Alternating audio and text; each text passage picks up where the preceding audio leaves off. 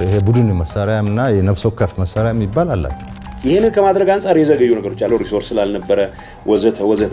አሁን የዲዲአር ሂደቱን በማስቆም ረገድ ከፌደራል መንግስት በላይ ተጠያቂዎች እኛ ነው። ይሄንን ነው እያልኩ ያለው። 75000 ብቻ አይደለም፣ በሁለት ዙር 175000 ትጥቅ እናስፈታለን፣ ወደ ሰላማዊ ኑሮ እንዲመለስ እናደርጋለን ብለ የያዝናቸው ፕላኖች ያስቆመው ፌደራል መንግስት አይደለም። ይሄንን ያምታታው መቀጠል ትግራይ cannot afford more than 200,000 combatants ከ200,000 በላይ ሰራዊት ካምፕ ተቀምጦ እየተቀለበና ተቆራጭም እየተቆረጠለት ነው። ለህልውናችን ስትል ትዋጋለህም እየተባለ ነው። ሌላ ጦርነት፣ ሌላ እልቂት፣ ሌላ ስደት፣ ሌላ መከራ ደመናውን ጥሎ ካልዘነብኩ እያለ ነው። ይህ እየሆነ ያለው በጦርነት በደቀቀችው ትግራይ ነው። ህወሓት ጦሩን እያንቀሳቀሰ ነው። ይህ ኃይል በፕሪቶሪያው ስምምነት መሰረት ትጥቅ መፍታት የነበረበት ስምምነቱ በተፈረመ በ30 ቀናት ውስጥ ነበር። በአሁኑ ሰዓት በትግራይ ምን ያህል የታጠቀ ሰራዊት በየካምፑ አለ የሚለው ጉዳይ ግልጽነት የጎደለው ነው። አንድ እርግጠኛ መሆን የሚቻለው ጉዳይ ቢኖር ከ10 ሺዎች አልፎ በ100 ሺዎች የሚቆጠር መሆኑን ነው። አቶ ጌታቸው በአንድ ወቅት በሰጡት መግለጫ እስከ 270 ሺህ አድርሰውት ነበር። ከሰሞኑ አዲስ አበባ ተገኝተው በትግራይ ወቅታዊ ጉዳይ ላይ በሰጡት ማብራሪያ ደግሞ ይህን ቁጥር ግዙፍ ኃይል ነው ሲሉ ተናግረዋል። እነዚህ የጀመርናቸው እንቅስቃሴዎች በተሟላ መልኩ ባለ መሰራታቸው ምክንያት አሁንም እጅግ ግዙፍ የሰራዊት አቅም አለ በትግራይ ውስጥ። በሌላ አቅጣጫ ደግሞ ከሰሞኑ ጌታቸው በአዲስ አበባ ከውጭ ዲፕሎማቶች ጋር በነበራቸው ውይይት ይኸው የትግራይ ታጣቂ ኃይል ከ200,000 በላይ መሆኑን ተናግረዋል። በዚህም አቶ ጌታቸው ትግራይ ይህን ያህል ጦር የመሸከም አቅሙ የላትም ሲሉም ነበር የተናገሩት። ትግራይ cannot afford more than 200,000 combatants sitting in camps እንግዲህ ከቅርብ ቀናት በፊት ከነበረው የአቶ ጌታቸው ረዳ ማብራሪያ መረዳት የተቻለው ነገር ቢኖር ከ200,000 ጦር በላይ በትግራይ ያለ መሆኑን ነው። ይህ ጦር በየካምፑ ተቀምጦ የራሱ ቀለብ፣ የዕለት ወጪና በርካታ ተያያዥ ወጪዎች አሉት። ይህንን ሁሉ ወጪ እየሸፈንኩ ሰራዊቱን በካምፕ እንዲቆይ ያደረግኩ ነው የሚለው ደግሞ የትግራይ ጊዜያዊ አስተዳደር ነው። ለመሆኑ በዚህ ደረጃ ቁጥር ያለው ጦር የትጥቅ ሁኔታ ምን ይመስላል የሚለውም ጉዳይ እንደዚሁ አነጋጋሪ ነው። ይህ ጦር ከታንክና መድፍ በመለስ ያሉትን የነፍስ ወከፍና የቡድን መሳሪያዎችን የታጠቀ እንደሆነ የጦር ኃይሎች ጠቅላይ ኤታማዦር ሹም ፊልድ ማርሻል ብርሃኑ ጁላ በአንድ ወቅት በነበራቸው ቃለ ምልልስ የገለጹበት ሁኔታ እንደነበር የሚታወስ ነው። ይሄ ቡድን መሳሪያና የነፍስ ወከፍ መሳሪያ የሚባል አላቸው። 100,000 የሚባሉ 200,000 ከፍተኛ ቁጥር ያለው ነው። ይህ ኃይል ቀላልና የቡድን መሳሪያ የታጠቀ ነው። አርሚ በሚለው ስያሜ መዋቅር ወጥቶለት የተደራጀ ነው። የራሱ የእዝ ሰንሰለት አለው። ወታደራዊ አዛዦችም በኢትዮጵያ መከላከያ ሰራዊት የተለያየ አደረጃጀት ውስጥ በርካታ ልምዶችን አካብተው እስከ ጀነራልነት ደረጃ የደረሱም ናቸው። በትግራይ ደረጃ ይቅርና አንዳንድ ሀገራት እንደ ሀገር በዚህ ደረጃ እስከ 250,000 የሚደርስ ሰራዊት የላቸውም። በመጀመሪያ ደረጃ በአንድ ሀገር መኖር ያለበት አንድ ሰራዊት ብቻ ነው። ህወሓት ፕሪቶሪያ ላይ ስምምነቱን ሲፈርም በኢትዮጵያ ውስጥ ያለውን አንድ ሰራዊት ብቻ አምኜ እቀበላለሁ፣ ያደራጀው ሰራዊት በወራት ሳይሆን በቀናትና በሳምንታት ውስጥ ጥንቅቅ አድርጎ ትጥቁን እንዲፈታ አደርጋለሁ በሚል ነበር። ይህንን እውነታ በተመለከተም አቶ ጌታቸው ረዳ ሰሞኑን ቁልጭ አድርገው በማስታወስ አስቀምጠውታል። የተስማማነው ስምምነት አንድ መከላከያ ሰራዊት ይኖራል፣ ምንም ጥያቄ የለም። አሁን ትጥቁም ሳይፈታ ወራት ሳይሆን ዓመታት ነግደዋል። በአሁኑ ሰዓት ትጥቅ መፍታት ሳይሆን ቀድሞ ከጦርነቱ በፊት እንደነበረው ጀግናው ሰራዊታችን የህልውናችን ምሽግ መዳኛችን የሚሉ አይነት ፉከራዎችና ሽለላዎች ዳግም በትግራይ የጀመሩበት ሁኔታም እየታየ ነው። ሁኔታው ግራ አጋቢ ሆኗል። በርካታ የትግራይ ቤተሰብ በጦርነቱ የሞቱት የቤተሰብ አባላት መርዶ ከተነገረው ብዙ ሩቅ አይደለም። ጦርነት በቃ ጦርነት እርም በሚል አፈሙዝ ተዘቅዝቆ ነበር። አሁን ደግሞ የቀደመው የታሪክ ገጽ ተመልሶ እየተገለጠ ነው። ጀግናንን ታሪክ ጽፈናል፣ ተራሮችን ያንቀጠቀጥን ትውልዶች ነን፣ ማን ይችለናል የሚሉ መዝሙሮች፣ ንግግሮችና ሽለላዎች መልሰው መሰማት ጀምረዋል። አሁን ሁኔታውን ፈታኝ ያደረገውም ህወሓት እንደ ፓርቲ በ100 ሺዎች ከሚቆጠሩ በየካምፑ ካሉ የሰራዊት አባላት ጋር ተጣብቆ መታየቱ ነው። ይህ ብቻ ሳይሆን የሰራዊቱ አዛዦች ከኤርትራ መንግስት ጋር ግንኙነት ጀምረዋል መባሉን የሌላ አደጋ ምልክት ሆኖም እየታየ ነው። የኢትዮጵያ መንግስት በትግራይ የነበረውን የተወሰነ የመከላከያ ኃይል ማንሳቱ ለእነዚህ ኃይሎችና ለኤርትራ መንግስት የድንበር ግንኙነት አመቺ ሁኔታን የፈጠረ ይመስላል። አቶ ጌታቸውም ከሰሞኑ በዚሁ ዙሪያ ቅሬታቸውን የገለጹበት ሁኔታ ታይቷል። ለመሆኑ የፌዴራል መንግስቱና ህወሓት ፕሪቶሪያ ላይ ትጥቅ በመፍታቱ ከተስማሙ በኋላ በስምምነቱ መሰረት በ30 ቀናት ውስጥ ትጥቅ መፍታት የሚገባው ሰራዊት ከ2 ዓመታት በላይ ለምን የሚቆይበት ሁኔታ እንዴት ተፈጠረ የሚለው ጉዳይ ወሳኙ ጥያቄ ነው። በዚህ ዙሪያ ሁለት መሰረታዊ ምላሾች ሲሰጡ ይሰማል። አንደኛውና ቀደም ብሎ ሲነገር የተሰማው ዲዲአር በተባለው ፕሮግራም ሰራዊቱን ትጥቅ አስፈትቶ የታድሶ ስልጠና በመስጠት ወደ ማህበረሰቡ ለመቀላቀል የሚጠይቀው ገንዘብ በቢሊዮን የሚቆጠር ብር በመሆኑ ነው። መንግስት እኔ ብቻዬን የሚወጣው ጉዳይ አይደለም፣ ሌሎች የውጭ አጋዞችም ይርዱኝ ሲል ቆይቷል። የዚሁ ፈንድ ገንዘብ ግን እንዲህ በቀላሉ የሚገኝ አልሆነም። የዲዲአር ወጪ በጣም ከባድ ነው፣ ትልቅ ነው። የተስማሙ ኃይሎች የዲዲአር በጀት ማምጣት አልቻሉም። ሰውየውን ጠመንጃውን ተቀብለህ ወደ ቤቱ ለመሸኘት ዲዲአር ተግባራዊ መሆን አለበት። አሁን እንደሚባለው ደግሞ ሰራዊቱን ለመበተንና ለማሰናበት የዲዲአር ወጪ ከፍተኛ ቢሆንም በሌላ አቅጣጫ ደግሞ የዶክተር ደብረጽዮን ህወሓትና የተወሰነ የሰራዊቱ አመራሮች ይኸው ፕሮግራም እንዲፈጸም ፍላጎት የሌላቸው መሆኑም እየተነገረ ነው። የነ ዶክተር ደብረጽዮን ፍላጎት ነገሮች ባሉበት እንዲቀጥሉ፣ ሰራዊቱ ከነትጥቁ እንዲቆይ ጽኑ ፍላጎት አላቸው። ሰራዊታችን የመጨረሻ ምሽጋችን ነው፣ የትግላችን የሰላ ጫፍ ነው እየተባለም ይገኛል። በዚህም በፌዴራሉ መንግስት በኩል የዲዲአር ፕሮግራም ይቀጥል የሚለው ጉዳይ ጠንከር ብሎ ሲገፋበት የማሰናከሉና የማጓተት ሁኔታ እንደነበርም አቶ ጌታቸው ረዳ ከሰሞኑ በሰጡት ጋዜጣዊ መግለጫ የገለጹበት ሁኔታም ታይቷል። አሁን ሚስጥሩ ቀስ እያለ እየወጣ ነው።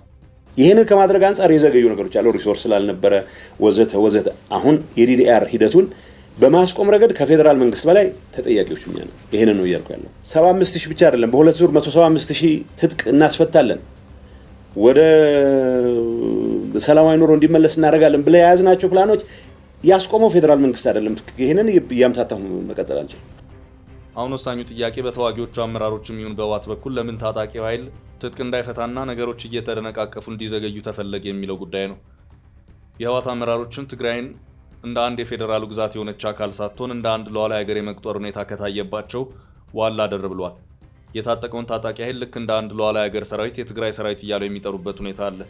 በየትኛውም ሀገር አንድ ክልል ሰራዊቴ ብሎ የሚጠራው ኃይል የለም። በትግራይ ግን እየሆነ ያለው ይህ ነው። በመሰረቱ የፕሪቶሪያ ስምምነት በስም ጠቅሶ የትግራይ ሰራዊት አይልም። ስምምነቱ የሚለው የህወሓት ተዋጊዎች ወይም ቲፒኤልኤፍ ኮምባታንትስ ነው። ይህም ማለት ባጭሩ እነዚህ ተዋጊዎች የህወሓትን ዓላማ ይዘው ለህወሓት የተዋጉ ኃይሎች ማለት ነው። አጭር ትርጉሙ ይህ ነው። በዚህ መሰረት ተዋጊዎቹ ከትግራይ ህዝብ ጋር አያይዞ የትግራይ ሰራዊት ማለት አይቻልም ማለት ነው። ይህንን ሰነድ ህወሓት አጨብጭቦ ፈርሞታል፣ ግን ደግሞ ጥሶታል። የህወሓት ተደራዳሪ አመራሮች በጊዜ ወደ መቀሌ የተመለሱት ደቡብ አፍሪካ ፕሪቶሪያ ላይ ይህ ስምምነት ተነቦላቸውና ፈርመው ነው። ሆኖም ከስምምነቱ ውጪ ዛሬም ድረስ የትግራይ ሰራዊት የሚለው አገላለጽ እንደቀጠለ ይገኛል።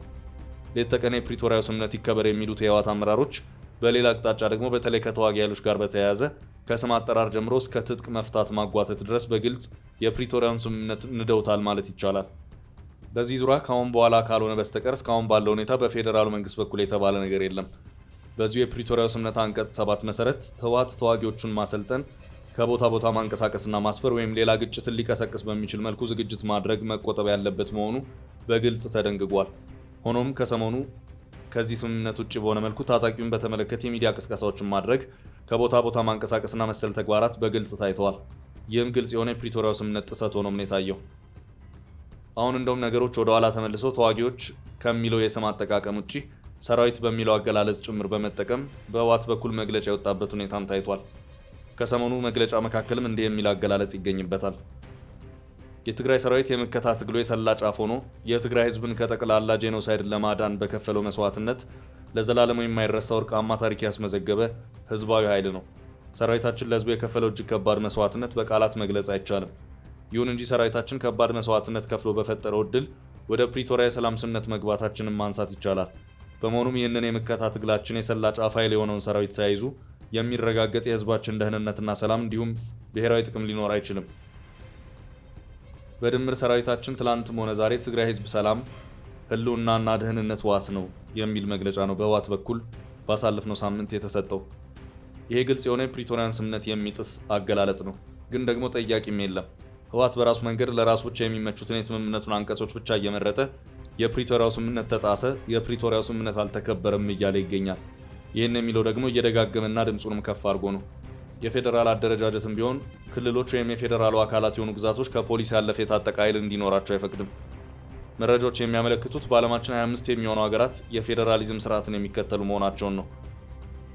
አሜሪካ፣ ካናዳ፣ ናይጄሪያ፣ ህንድ፣ ብራዚል፣ ጀርመን፣ ሜክሲኮ፣ ኢትዮጵያ፣ አርጀንቲና፣ አውስትራሊያ፣ ቤልጂየም፣ ሩሲያ፣ ስዊዘርላንድ እና የተባበሩት አረብ ኤምሬት ተጠቃሾች ናቸው። ከኢትዮጵያ ውጭ ሌሎቹ ሀገራት የፌዴራሉ መንግስትና የፌዴራሉ አካላት የሆኑ ግዛቶች የትጥቅ ጉዳይ በግልጽ ተለይቶ የተቀመጠና በጥያቄነትም ሊነሳ የማይችል ነው። የፌዴራሉ መንግስት ስልጣንና ተግባር ምንድን ነው?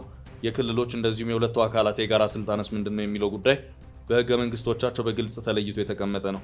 ይህ ጉዳዩም በስራ ላይ ባለው የኢትዮጵያ ህገ መንግስትም ቢሆን ተብራርቶ የተቀመጠ ነው። ሆኖም መሀል ላይ ልዩ ኃይል የተባለው ታጣቂ ኃይል በየክልሎች ሲደራጅ ነገሮች እየተበላሹ ሄዱ። ልዩ ኃይል በሶማሌ ክልል አንድ ብሎ ሲጀምር በሁሉም ክልሎች እንዲደራጅ የተደረገ ነው። አደረጃጀቱን በመከላከያና በመደበኛ ፖሊስ መካከል የሚገኝ ነው። ጸረ ሽምቅ አይነት ወታደራዊ ስልጠናዎችን እንዲወስድ ከመደረጉም ባሻገር የቡድን መሳሪያዎችንም ጭምር እንዲታጠቅ የተደረገም ነው። ህገ መንግስቱ የክልል ፖሊሶችን፣ መከላከያን፣ የፌዴራል ፖሊስን እውቅና ይሰጣቸዋል። አደረጃጀታቸውም ህገ መንግስቱን መሰረት ያደረገ ነው። ሆኖም ልዩ ኃይል የሚለው ግን በየክልሉ ሲደራጅ በየትኛው የሀገሪቱ ህግ መሰረት ነው የሚለው ጉዳይ ምላሽ አልነበረውም። በሶማሌ ክልል የጀመረው ልዩ ኃይል የተባለው አደረጃጀት ህወሓት ለ2 ዓመታቱ ጦርነት እንዲዘጋጅ ሽፋን ሰጥቶታል። ህወሓት ወደ ጦርነት ከመግባቱ በፊት ሰፊ ወታደራዊ ዝግጅት ሲያደርግ የነበረው በልዩ ኃይል ስም ነበር። በመጨረሻ ጦርነቱ ሲጀመር ልዩ ኃይል የሚለው አገላለጽ ተቀይሮ የትግራይ መከላከያ ሰራዊት ወይም TDF በሚል መጠራት ጀመረ። በእርግጥም ይህ ተዋጊ ኃይል እንደ አንድ ሀገር መከላከያ ሰራዊት አደረጃጀትን ከመፍጠር ባሻገር ራሱን በሜካናይዝድ ትጥቅ ጭምር ያደራጀም ነበር። እንደሚታወሰው ለውጡን ተከትሎ ህወሓት ከአዲስ አበባው የ27 ዓመታት የመሃል ሀገር ስልጣን ወደ ጎን የተባለበት ሁኔታ ተፈጠረ። በመጀመሪያ ሁሉም ባለስልጣናትና ወታደራዊ አመራሮች ከስጋት በመነጨ ስሜት አዲስ አበባን እየለቀቁ ወደ መቀሌ ጎረፉ። ነገሩን ጥግ ሆነው ሲመለከቱት ስልጣንን መልቀቅ አልነበረብንም የሚለው ጸጸት ውስጥ ገቡ። እና ምን ማድረግ አለብን በሚል መቀሌ ላይ ይመከር ገባ። በርካታ ስብሰባዎች ተካሄዱ። ብዙዎችም በሚስጥር ተካሄዱ። የመጨረሻው ድምዳሜ ላይም ተደረሰ። የመጨረሻው ድምዳሜም ሸዋ ላይ ጥለነው ወደ መጣነው የአዲስ አበባ ስልጣን መመለስ አለብን የሚል ነበር። መመለስ አለብን የሚለው ላይ መጨረሻ መግባባት ላይ ከተደረሰ በኋላ ቀጣዩ ጥያቄ የነበረው እንዴት እንመለስ የሚለው ላይ ነው። ለዚህ የተሰጠው አጭር መልስ ደግሞ እንደ ድሮ 17 ዓመታት ደርግን ታግለን በጣልንበት ትግል ስልት ከትግራይ ተነስተን እየተዋጋን አዲስ አበባ 4 ኪሎ እንግባ የሚል ነው። ለዚህም ሲባል መሀል ሀገር ያሉ የትግራይ ተወላጅ ወታደራዊ አመራሮች አንድ በአንድ ተጠሩ። በዚህም ወቅት ልዩ ኃይሉን በእርሾነት የተጠቀመው አደረጃጀት በርካታ ወጣቶች መልምሎ ወደ የወታደራዊ ስልጠና እንዲገቡ አደረገ።